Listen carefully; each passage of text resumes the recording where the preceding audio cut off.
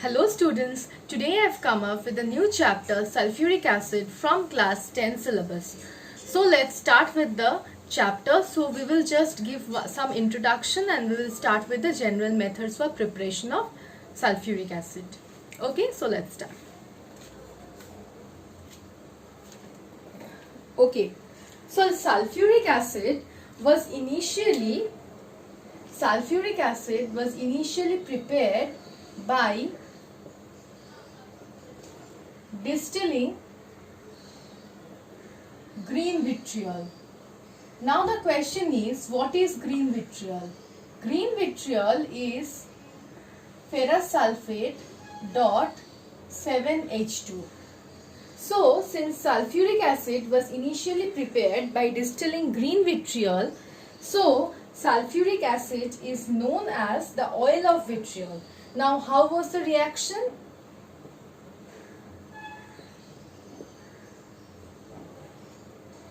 This on distillation will give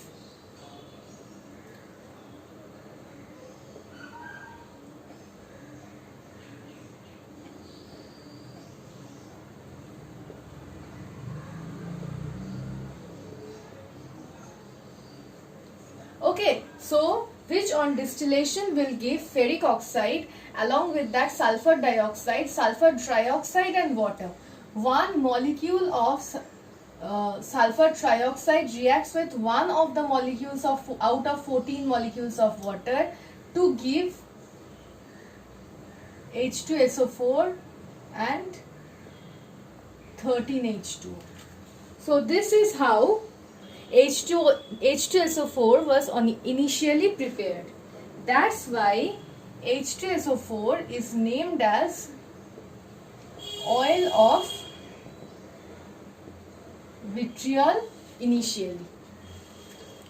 Okay, so this was how H2SO4 was named. Now I'll come to the next portion, that is the general methods for preparation of H2SO4.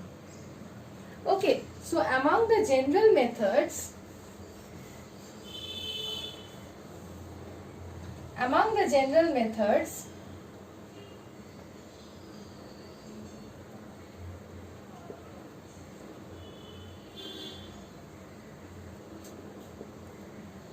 the first method is when concentrated nitric acid reacts with sulfur in presence of heat. So, sulfur plus concentrated nitric acid, I am balancing the reaction together only, okay, gives NO2 plus H2O plus H2SO4. So this is the first general method.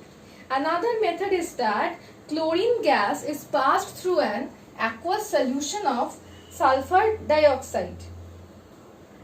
Chlorine gas is passed through an aqueous solution of sulfur dioxide. That will result in the formation of HCl and along with that sulfuric acid. Now I will come to the next method. The next method is, if we dissolve sulfur trioxide in water, then only we will directly get sulfuric acid. But this is not a very good method of preparation of sulfuric acid. The last one is hydrolysis of sulfuryl chloride. What is sulfuryl chloride? SO2Cl2 is sulfuryl chloride. So if this undergoes hydrolysis, then we will obtain sulfuric acid and along with that HCl as the product. So in all these reactions we obtain sulfuric acid. So these are the general methods for preparation of sulfuric acid. Now I will come to the most important part of this chapter, which is the manufacture of sulfuric acid by contact process, which is the industrial preparation. Okay, so let's start with it. Okay, contact process has many chambers. The industrial,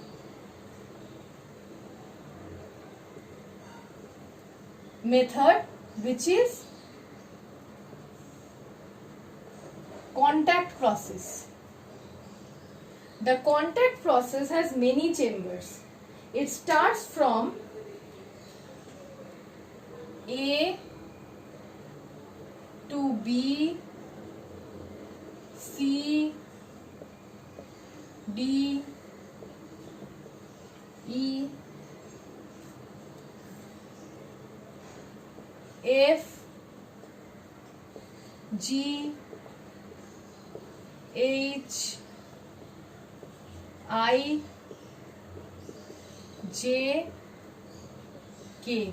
All these alphabets represents one chambers or towers like this. Means they, through the sulfuric acid is prepared at K, at chamber K, the sulfuric acid is finally prepared. This starts with A, with the raw materials, and this process continues till K. These are either each chambers, or means A to K are either chambers or tanks or something like that, means the place where the reaction is being carried out. So let's know that what are there. So first is A. What is A? A is the blower. So what happens in the blower? What actually happens in the blower? Purified air or oxygen passes through this blower. So through this, what happens? Purified air or oxygen enters into the system. Okay, the next one is sulfur or pyrite burners. See, as soon as oxygen is passed through A, B contains either sulfur or iron pyrite. Chamber B will contain either sulfur or iron pyrite. So what reaction takes place there? As oxygen passes through this chamber B, sulfur present there will be burnt in this oxygen to give you sulfur dioxide. Or if sulfur is not present, then iron pyrites will be present, which will be burnt in oxygen to obtain ferric oxide and sulfur dioxide.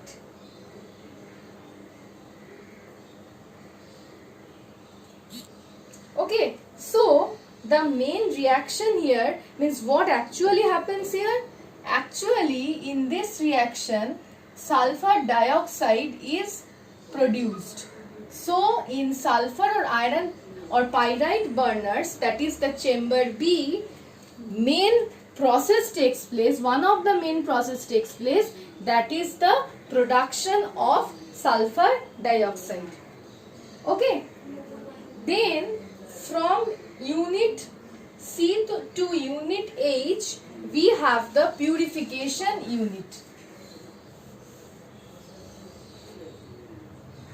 Now remember one thing, the sulfur dioxide that was prepared in chamber B, that sulfur dioxide will react with oxygen in order to get oxidized to sulfur trioxide.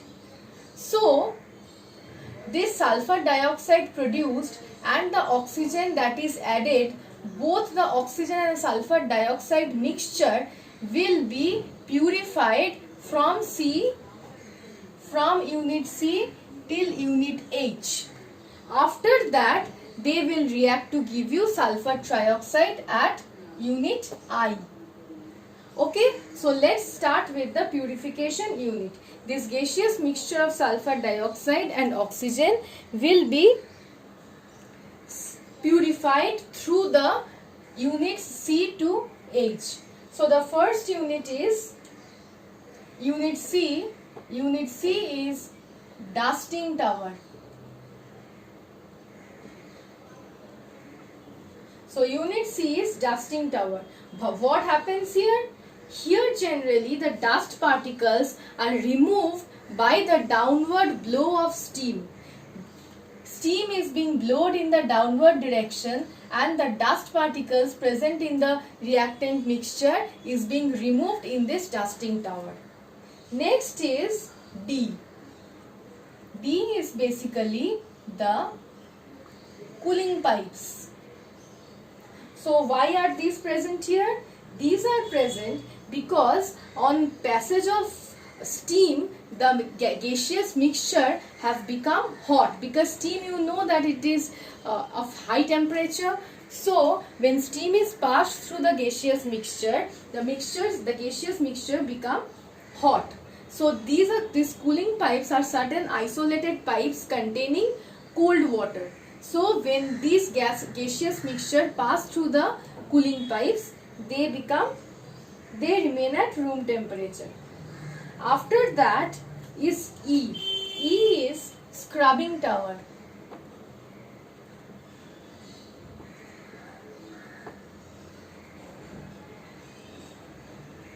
E is scrubbing tower.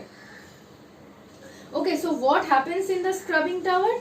In the scrubbing tower, there is further removal of impurities and dust particles by the downward blow of water.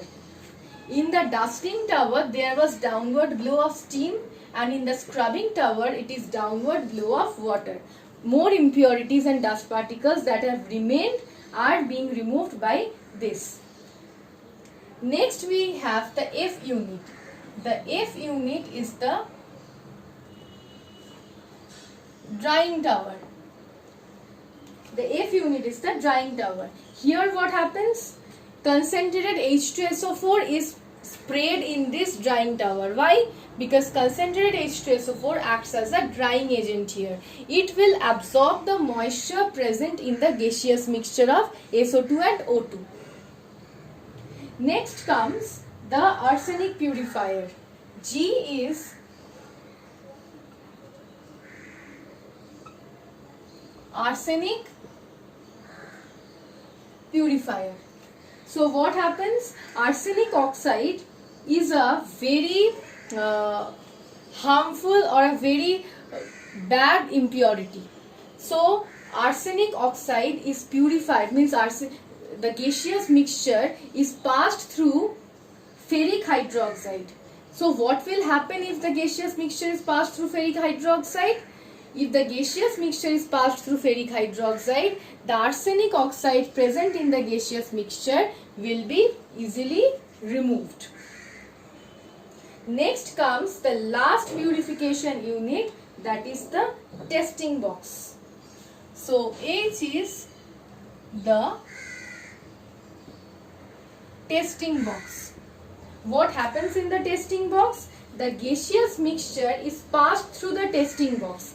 Inside the testing box, there is a passage of light. Light rays are passed in the testing box. So through the light rays, you can easily see that the gaseous mixture contains any impurities or not, or whether the gaseous mixture is pure or not, because in the reaction we need a pure gaseous mixture. Okay, so this is about the purification unit. From testing tower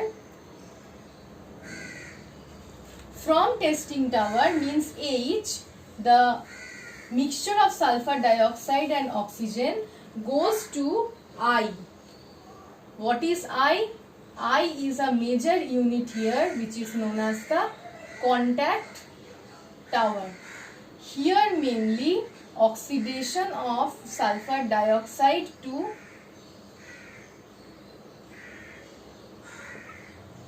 sulfur trioxide takes place. Here mainly oxidation from sulfur dioxide to sulfur trioxide take place. You can see that the reaction is not irreversible. The reaction is a reversible reaction. When the reaction is a reversible reaction, you can understand that the product can be easily get back to the products can easily get back to the reactants. So in this reaction we need proper. Also, this reaction is an exothermic reaction. So in this reaction we need proper catalyst. Catalyst used can be vanadium pentoxide or platinum. We have to use proper temperature 450 to 500 degrees Celsius. We have to use proper pressure 1 to 2 atmospheric pressure.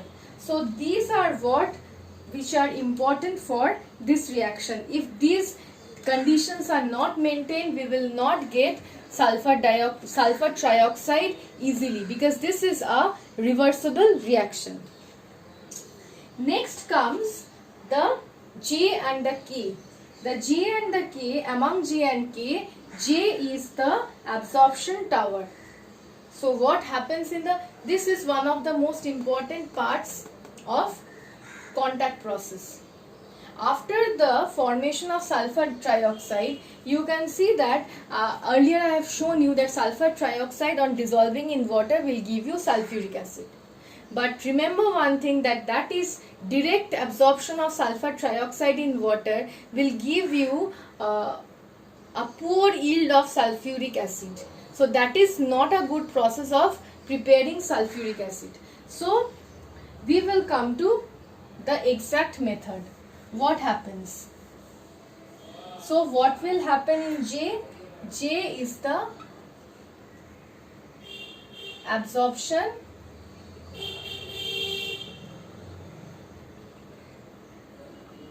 tower. So the sulfur trioxide that was prepared, this sulfur trioxide that was prepared in the earlier stage will be absorbed in 98% concentrated sulfuric acid. Means highly concentrated sulfuric acid, 98% concentrated sulfuric acid, and that will result in the formation of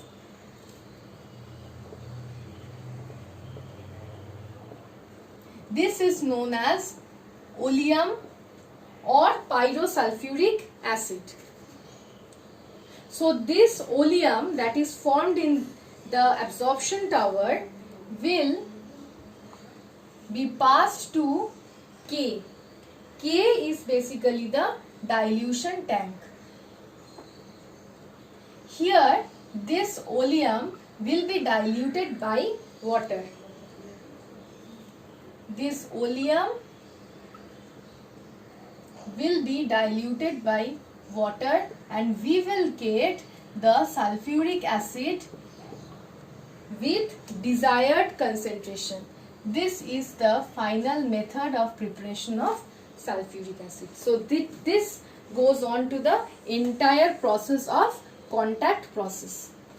So this is how sulfuric acid is prepared in the various industries. So this is the industrial manufacture of sulfuric acid, the process named as contact process. Okay, so in the next video we'll continue with the various means why the various reactions are taking place in the contact process, why the reaction is reversible, or what precautions we should take during the contact process. We will come to those parts in the next video. Thank you.